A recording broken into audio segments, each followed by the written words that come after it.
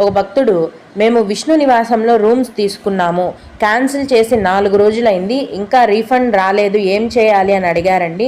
మీరు rooms cancel చేసిన తేదీ నుంచి 10 నుంచి 15 రోజుల లోపు మనీ అనేది మీ అకౌంట్కి ఆటోమేటిక్గా రీఫండ్ అనేది వస్తుంది.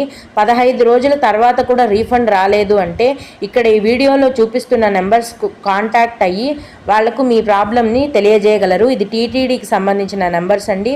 అలాగే తిరుమల కొండపైన ఏ టైం వరకు అలౌ చేస్తారు అని అడిగారండి. తిరుమల కొండకు లాస్ట్ బస్ అనేది 11 గంటలకు ఉంటుంది. 11 గంటల వరకు అలౌ చేస్తారు.